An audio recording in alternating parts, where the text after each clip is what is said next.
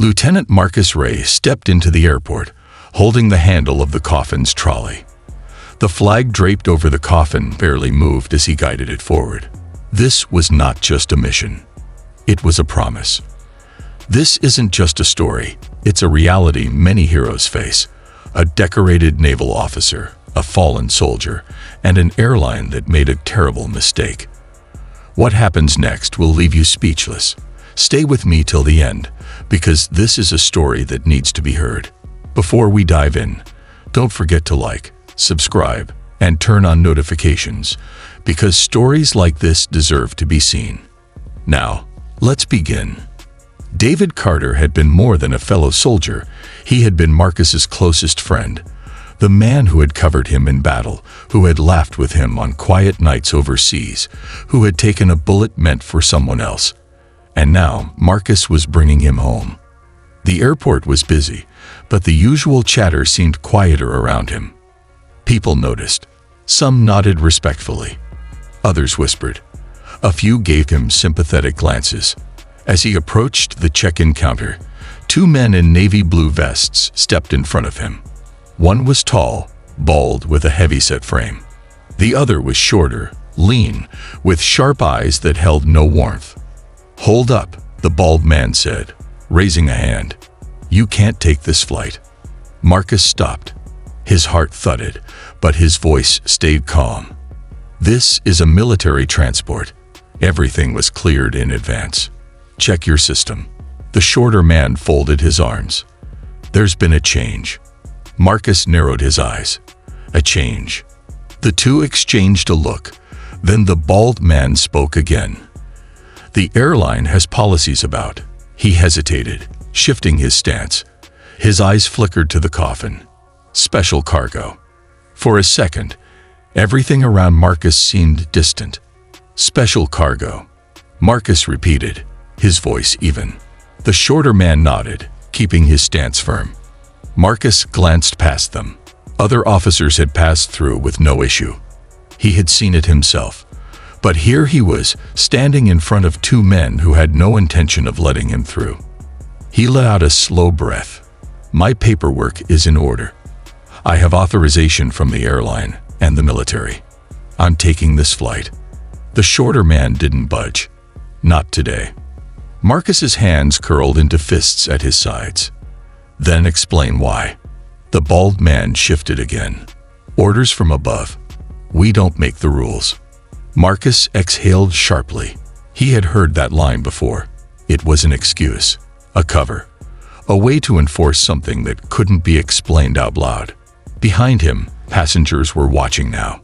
A voice broke through the tension. "That's a soldier in that coffin. Show some respect." Marcus didn't turn, but he heard the words, felt them. He took a step forward, leveling his gaze at the two men. "I'm not asking for a favor. I'm taking this flight." The shorter man tightened his stance. "Sir, step aside." Silence stretched. Marcus didn't move. For years, he had faced men with guns pointed at him, survived explosions, and carried wounded soldiers through enemy fire. Yet here he was, in an airport, fighting a different kind of battle. "I need to speak to your supervisor," he said, his voice firm. The bald man smirked. "We are the supervisors on duty." Marcus's jaw tightened. "Then get someone above you." The shorter man scoffed. "Not happening." "Step aside." Marcus didn't move. He wasn't going anywhere without David. The tension thickened. Whispers spread through the growing crowd. "That's a soldier in that coffin," someone called out. "Let him through," another voice added. A child tugged on his father's sleeve.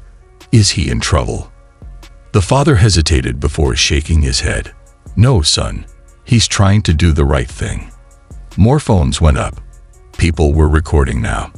A security officer appeared, his uniform crisp, his eyes scanning the scene. "Sir, we need you to move." Marcus squared his shoulders. "Not without my brother." The officer hesitated. "Lieutenant, let's not make this difficult." Marcus exhaled sharply. "Difficult? My best friend is dead, and you're stopping me from taking him home." His voice was steady, but it carried weight. The bald man shifted uncomfortably. The shorter man's arms were still crossed, but his stance wasn't as firm as before. "Look," the bald one said, his tone changing slightly. "It's just protocol." "No," Marcus cut in. "This is personal." The shorter man frowned. "Sir, if you don't step aside, we'll have to call." Marcus took a step forward, his voice dropping to a low, controlled tone. "Call who?" "The military, Homeland Security, the media. Go ahead. Call whoever you want. But I'm not moving without my brother." A murmur ran through the crowd. Someone whispered, "This is wrong."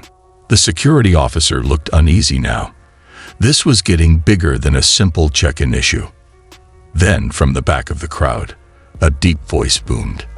"Wait a second. I know that man." Heads turned. A man stepped forward, his presence cutting through the tension. Everything shifted. It was his expression that caught everyone's attention. His eyes were locked on Marcus, filled with something between shock and admiration. "Lieutenant Ray."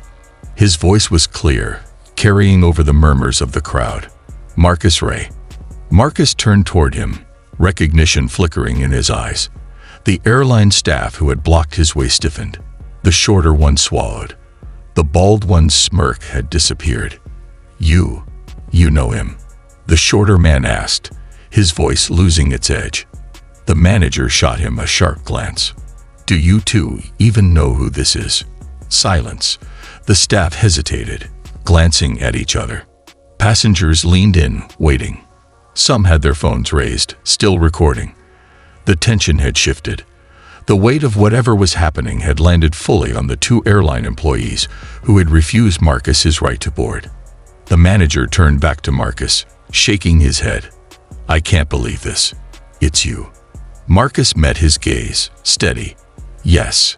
The manager turned to the crowd, his voice rising. "This man, Lieutenant Marcus Ray, saved Flight 267 5 years ago."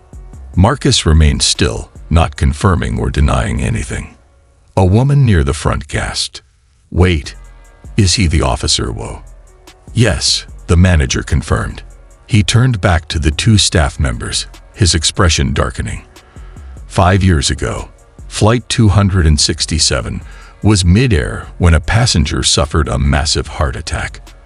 The flight crew panicked. We were over open water. No one knew what to do. People were fully focused now. Even those who had been passing by had stopped. The manager continued, his voice growing firmer. "Marcus Ray, this man, the one you just tried to stop, was on that flight. He took control. He performed CPR for 20 minutes, keeping the man alive long enough for an emergency landing.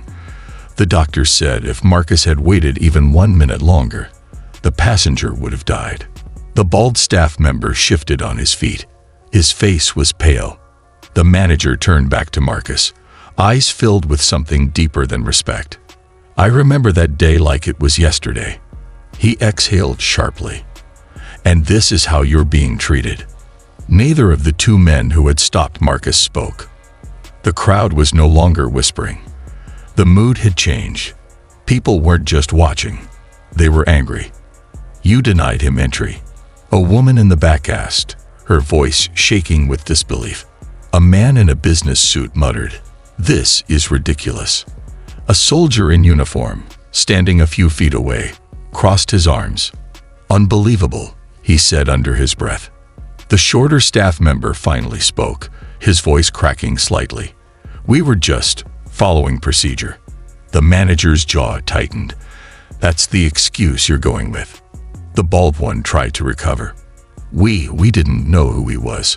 The manager's eyes flashed. "That shouldn't have mattered." He turned back to Marcus. "Lieutenant Ray, on behalf of this airline, I deeply apologize. This never should have happened." Marcus gave a slow nod, but said nothing. The manager gestured toward the check-in counter. "You are more than welcome on this flight. Let's get you through immediately." The bald man stepped back. The shorter one lowered his gaze. Neither argued. It started with a single clap, then another. Applause rippled through the crowd, growing louder. Some passengers clapped. Others murmured apologies. A woman wiped her eyes. A soldier in uniform raised his hand in a firm salute. Marcus exhaled slowly. He had stood his ground, not for himself, but for the man who lay beneath the flag. The airline manager stepped closer. "Lieutenant Ray, we'll make sure everything is handled properly. You won't have any more trouble." Marcus nodded in acknowledgement but said nothing. Words didn't matter right now. Actions did. He turned to the coffin, his fingers brushing over the flag. "We're going home, brother," he whispered. The security officer who had been called over cleared his throat. He stepped aside without a word. The two airline staff who had blocked him stood frozen, their eyes avoiding his. They had lost their power in this moment, and they knew it. Marcus took the handle of the trolley again and pushed forward. Each step was firm, unshaken. The crowd parted for him, watching as he moved toward the gate. People whispered, some in shame, others in admiration. A man in a business suit looked away, as if embarrassed. A mother held her child's hand a little tighter. A woman placed her palm over her heart, whispering something to herself. As Marcus reached the boarding area, a young flight attendant stood near the entrance. She looked hesitant, as if unsure whether to speak. Then she did. "Sir." Her voice was soft but steady. Marcus turned. She swallowed, then gave him a small, grateful smile. "Thank you for your service." For the first time since entering the airport, something in Marcus's chest eased. He gave her a single nod. Without another word, he stepped onto the plane, guiding the coffin forward. The engines roared to life. The journey continued. This story isn't just about one man. It's about respect, honor, and standing up for what's right. If this moved you, if you believe our soldiers deserve better, hit that like button. Share this video to remind the world that heroes don't just fight battles overseas, they fight them at home too.